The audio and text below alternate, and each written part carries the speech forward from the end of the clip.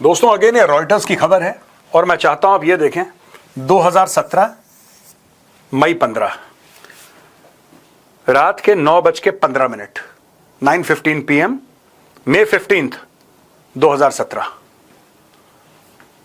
सोचो, आप खुद सोचो। स्टॉप दिस टेररिस्ट मोहम्मद अल जौलानी, इसका दूसरा नाम है अहमद अल शरा। कुछ सुना सुनाया लग रहा होगा आपको। रिवॉर्ड्स फॉर जस्टिस, भाई साहब 2017 में अमेरिका ने इसके ऊपर $10 मिलियन का रिवॉर्ड रखा था, जिंदा या मुर्दा। पकड़ के लाओ, जानकारी दो, लीडिंग टू हिज अरेस्ट और death, we will pay you $10 million. यह बंदा, इसने थोड़ी सी अपनी दाढ़ी वाड़ी ट्रिम करी, ये इसने झोला वोला जो पहन रखा था, इसने कोट शोट पहना, इसने बोला यार मैं थोड़ा सा हैंडसम, थोड़ा सा स्मार्ट बन जाऊं। ये जो सर पे इसने बांध रखा है ये सब हटाया, थोड़ा सा ग्रूमिंग श्रूमिंग करी। दोस्तों एक ऑपरेशन हुआ। ऑपरेशन फंडेड था अमेरिका की तरफ से और तुर्की की तरफ से। यह बंदा अपनी फौज लेकर आया, घुस गया सीरिया के अंदर। सीरिया के अंदर एक डिक्टेटर हुआ करता था, बशार अल असाद। बशार अल असाद को फेंक दिया इसने बाहर निकाल के, वो भाग के बैठ गया रशिया, मॉस्को में बैठा हुआ है।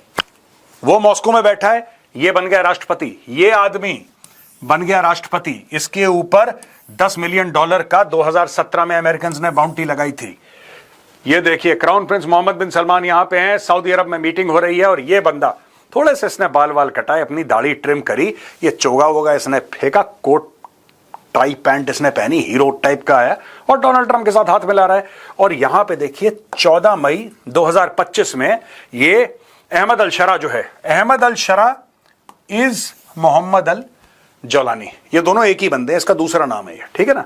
ये यहां पे आया और सऊदी अरब में इसकी मीटिंग कराई, डोनाल्ड ट्रंप ने इसके साथ ये हाथ मिलाया है। और अब लेटेस्ट न्यूज ये है, Trump to meet Sharaa at White House, capping major turnaround for Syria. Trump is set to welcome Shara in the first ever visit by a Syrian president to the White House 6 months after the pair first met in Saudi Arabia, just days after Washington said the former Al-Qaeda member was no longer a specially designated global terrorist. ये जो भाई साहब हैं, इनके ऊपर $10 million का reward क्यों था? ये अल-कायदा के टेररिस्ट हैं। ये अल-कायदा, इसमें लग भी रहा है अल-कायदा का, इसमें नहीं लग रहा। अमेरिका ने बोला ठीक है तू अल-कायदा का होगा, अपने घर में होगा, एक काम कर बेटा, ये ले अरबों डॉलर जितने भी चाहिए ले, तख्ता पलट कर दे। आपको एक बात पता है, गोलान हाइट्स से, मैं आपको आज बता रहा हूं यह बात बड़ी जिम्मेदारी के साथ, इजरायली फौज गोलान हाइट्स से नीचे आई और सीरिया की कैपिटल है दमिश्कस, जिसको हिंदी में हम लोग दमश्क भी बोलते हैं, नीचे आई गोलान हाइट्स से। नीचे आते आते आते वो पहुंची, सामने पहुंच गई, 25 किलोमीटर दूर सीरिया के अंदर घुस गई Israeli armoured brigade, only 25 kilometres. Ahmed al Sharaa ने गोली और बम तो बहुत दूर की बात, इसने कंकड़ नहीं फेंका, एक कंकड़ नहीं फेंका इसने। इस आदमी को पूरी तरीके से कॉम्प्रोमाइज कर लिया गया है, पूरी तरीके से। He is under control of the US and Turkey. पहली बार सीरिया का कोई प्रेसिडेंट व्हाइट हाउस में घुस रहा है, वो भी 1 साल पहले, जिसको कहते थे कि अलकायदा का मेंबर है।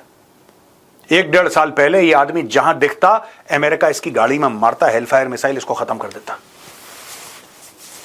देता।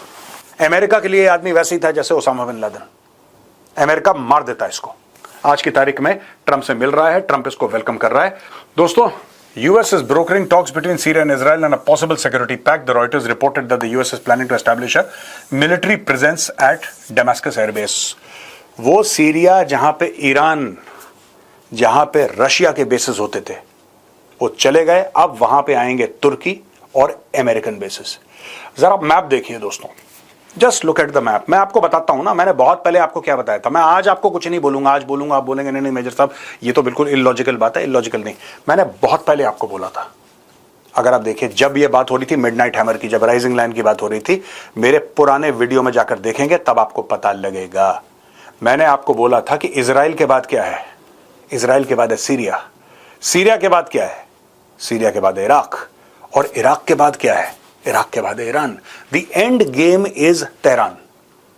इस पूरे खित्ते का एंड गेम तेहरान है और यहां पे US is planning to establish a military base in Damascus. यानी कि इजराइल का एक फ्लैंक बिल्कुल सेफ है, दूसरे फ्लैंक में तो कुछ नहीं, समुंदर है ना, वो तो समुंदर है उस साइड, और छोड़ो उसको।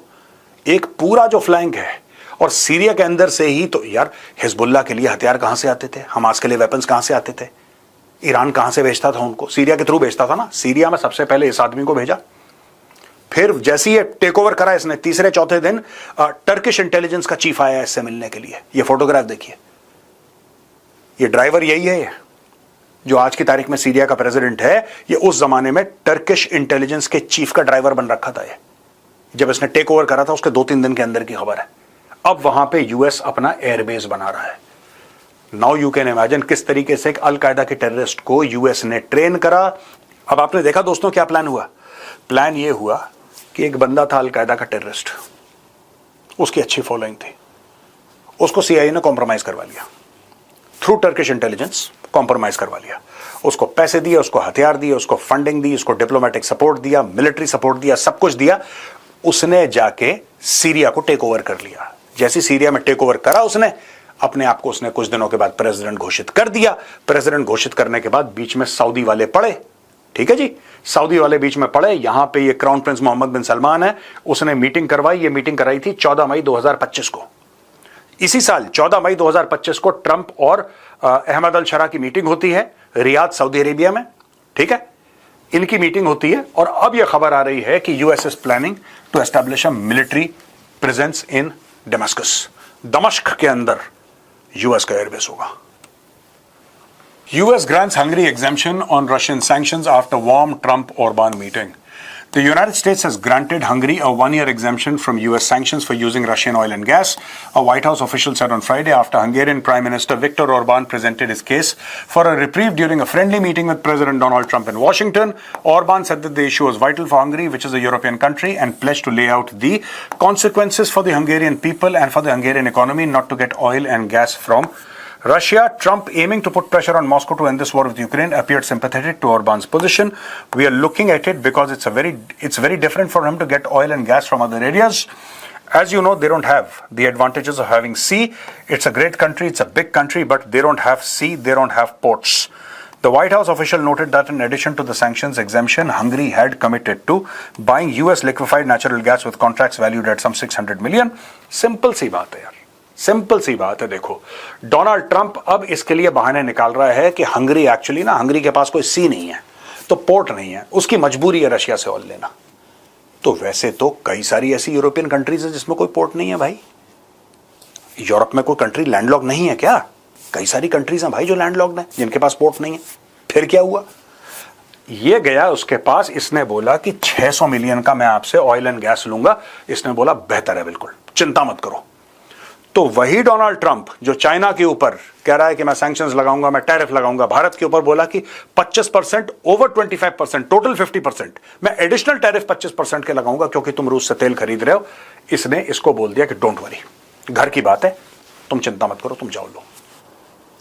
मैंने बोला था ना शुरू में, अमेरिकन दोगलापन। पहले एक टेररिस्ट को, जिसको आपने टेररिस्ट घोषित करा, जिसको आपने बोला कि नहीं इसको मार दो, हम तुम्हें $10 मिलियन देंगे, उसको व्हाइट हाउस में ट्रंप वेलकम कर रहा है। ऑलरेडी यूएस पहुंच चुका है वो भाई। अहमद अल शरा इस वक्त यूएस में है। वो यूएस का टाइमिंग हमसे कोई 10, 12, 13 घंटे आगे पीछे है, depending on which area, east और west coast. I think Washington में ही मिलेगा, जाहिर सी बात है, व्हाइट हाउस में उसको वेलकम कर रहा है वो। फिर 12-13 घंटे का आप गैप लगा लीजिए, जब तक आज रात होगी तब तक वहां पे सुबह होगी। वो वेलकम करने को तैयार है अहमद अल शरा को, अलकायदा के टेररिस्ट को। व्हाइट हाउस में जाएगा, व्हाइट हाउस इसके पहले भी टेररिस्ट वेलकम कर चुका है भाई। What do you think Asim Munir, उसको भी तो वेलकम करा है, इसको भी वेलकम कर लेगा। अब यहां पे देखिए, हंगरी को बोला कि डन, कोई दिक्कत नहीं है। बाकी देशों के लिए अलग पॉलिसी, हंगरी के लिए अलग पॉलिसी। क्योंकि मैं आपको बताता हूं, Hungary is actually, Viktor Orban है, he is very pro Putin. इसने पूरे यूरोप से पंगा ले लिया है पुटिन का साथ देने के लिए। और कहीं ना कहीं इसको ऐसा लगता है डोनाल्ड ट्रंप को कि डोनाल्ड ट्रंप को इस आदमी की जरूरत है अगर उसको पुतिन के साथ बात आगे बढ़ानी है। तो ये असली गेम है।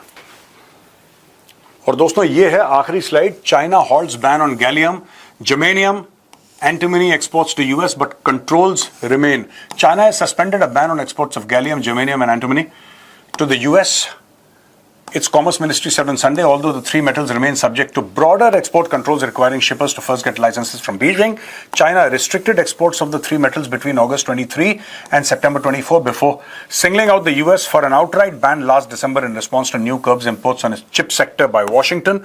The ban suspension marks the latest relaxation of China's mineral export control regime following the recent meeting between US President Donald Trump and Chinese President Xi Jinping. यहाँ पे आपको एक बात पता होनी चाहिए दोस्तों, पता होगी ही, 60% ऑफ रेयर अर्थ चाइना में मिलती है और 90% ऑफ रेयर अर्थ की जो रिफाइनमेंट होती है, राइट, जिसको यूजेबल फॉर्मेट में बनाया जाता है, 90% दुनिया का वो भी चाइना में होती है। अगर चाइना रूठ गया किसी भी देश से, चाइना ने मुंह मोड़ लिया, तो उस देश के लिए रेयर अर्थ पाना बहुत मुश्किल है। चाइना ने यही काम करा था यूनाइटेड स्टेट्स ऑफ अमेरिका के साथ। जब ट्रंप को नई नई जवानी चढ़ी थी ना कि इस पे सैंक्शन, इस पे ये फलाना, ये कर दूंगा, वो कर दूंगा, चाइना ने चूड़ियां कसी, ट्रंप लाइन पे आ गया। अच्छा, ये गैलियम, जर्मेनियम एंड एंटिमनी के ऊपर से वो जो बैन था उसको तो रोक दिया है, लेकिन अभी भी मेजर्स बड़े स्ट्रिक्ट हैं। चाइना को पता है कि चाइना इतनी आसानी से नहीं छोड़ेगा कोई भी चीज। चाइना नोज कि ट्रंप की अगर चूड़ियां कसनी है तो आपके पास एक ऐसा ब्रह्मास्त्र होना चाहिए कि जब ट्रंप उछले, थोड़ा सा उछले, तो आपने उसकी चूड़ियां कस दी। तो वो दे तो रहा है इसको रेयर अर्थ, मैग्नेट दे तो रहा है, लेकिन उसमें कैविएट्स हैं, उसमें कुछ टर्म्स एंड कंडीशंस हैं जिसमें चाइना उसको रोकने की कोशिश करेगा। However the decision to suspend the ban did not revoke the earlier decision to add the three metals to the dual use export control list, so exporters will still need licenses from Beijing for foreign sales. Sunday's announcement also did not revoke the decision to ban exports to any dual use items to US military users, which was announced alongside the metals ban last December. तो इसमें कई सारे dual use के materials हैं दोस्तों, जिसको आप civil के लिए भी यूज कर सकते हैं और बैलिस्टिक मिसाइल्स के लिए और रडार्स के लिए और बड़े बड़े और डिफेंस आइटम्स के लिए यूज कर सकते हैं। उस पे भी चाइना ने अपना एक पंजा गाड़ रखा है। चाइना इतनी आसानी से नहीं देगा बॉस। चाइना कहेगा वॉशिंग मशीन चला लो, ठीक है, घर की बत्तियां ऑन कर लो, लेकिन भाई बैलिस्टिक मिसाइल मत चलाना। ये चाइना कंट्रोल करके रखेगा। तो दोस्तों, आज के वीडियो में हमने दिखाया किस तरीके से डोनाल्ड ट्रंप एक शटडाउन के साथ लड़ रहा है, उसकी खुद की सरकार 40 दिन से बंद है, किस तरीके से एक अलकायदा के टेररिस्ट को, एक जमाने में जो इन्होंने बनाया था अलकायदा का टेररिस्ट, राइट, उसको व्हाइट हाउस में वेलकम करने के लिए तैयार है। विक्टर ओरबान जो हंगरी का प्रेसिडेंट है, वो कह रहा है कि साहब हम पर कोई सैंक्शन, कोई टैरिफ लागू नहीं है, 1 साल की हमें छूट मिल गई है, दबा के रशिया से तेल खरीदो, क्योंकि उसको हुक चाहिए पुतिन के साथ, उसको एक हुक चाहिए। और चौथी चीज, किस तरीके से चाइना ने अभी भी छूट देने के बाद भी अपना रेयर अर्थ और मैग्नेट किस तरीके से कंट्रोल कर रखा है। आई होप आज का वीडियो आपको पसंद आया होगा। पसंद आए तो उस वीडियो को लाइक करिए, हमारे चैनल को सब्सक्राइब करिए दोस्तों, बेल आइकन दबाना बिल्कुल भी मत भूलिएगा। जय हिंद, वंदे मातरम, भारत माता की जय।